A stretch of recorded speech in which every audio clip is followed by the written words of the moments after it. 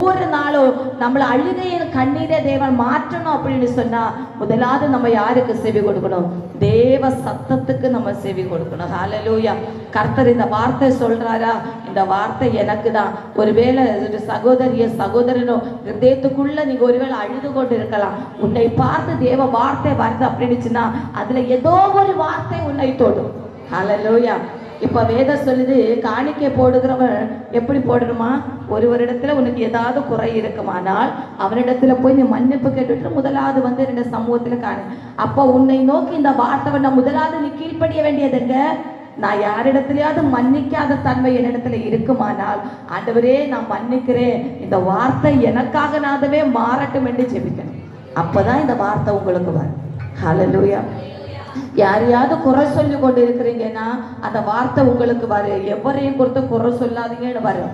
நீ அற்புதத்துக்காக காத்திருக்கிற மகளா இருந்துச்சுன்னா உடனடியாக இருதயத்தை ஆண்டவர்கிட்ட ஒப்பு கொடுக்கணும். ஆண்டவரே இருதயத்தையும் வாயையும் ஆண்டவர்கிட்ட ஒப்பு கொடுத்து, ஆண்டவரே நான் இனிமே எவரையும் பற்றி குறை பேச மாட்டேன், எவர குடும்பக்காரத்தை என் வாழ்க்கையில நான் எடுக்க மாட்டேன். ஆண்டவரே என்னை மன்னியோ, உம்மிடத்தில் என்னை பிரதிஷ்டை பண்ணுகிறேன், இந்த அற்புதம் என் வாழ்க்கையில நடக்கட்டும் என்று சொன்னால் நான். ஹல்லேலூயா. வேதம் என்ன சொல்லுது? தன் பாவங்களை அறிக்கை செய்து விட்டு விடுகிறவன் எவனோ அவன் இறக்க பெறுவான். பாவங்களை அறிக்கை செய்யாதவன் என்ன செய்ய மாட்டான்?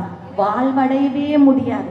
பாவங்களை இருதயத்துல கூட்டி கூட்டி கூட்டி நம்ம வைக்குமானால் எப்படி தேவன் நம்மள வாழ்க்கையில ஒரு அற்புதத்துக்காக காத்திருக்கிற நம்மளுக்கு எப்படி தேவன் ஒரு விடுதலையை கொடுப்பார்? ஹல்லேலூயா. இப்போ ஒரு இடத்துல நம்ம ஜெபிக்க இருக்கிறோம் அப்படின்னு சொன்னா குப்பை குளமா இருக்கு. அந்த இடத்தை நம்ம என்ன செய்வோம்? முதலாவது போய் கூட்டி சுத்தம் பண்ணுவோம். இல்ல அந்த குப்பையில உட்காந்து ஜெபிப்பீங்களா? இல்ல, முதலாவது அந்த இடத்தை நம்ம சுத்தப்பட்டு அங்க உட்காந்து ஜெபிக்கும் போது கர்த்தர் நமக்கு செவி கொடுக்கும்.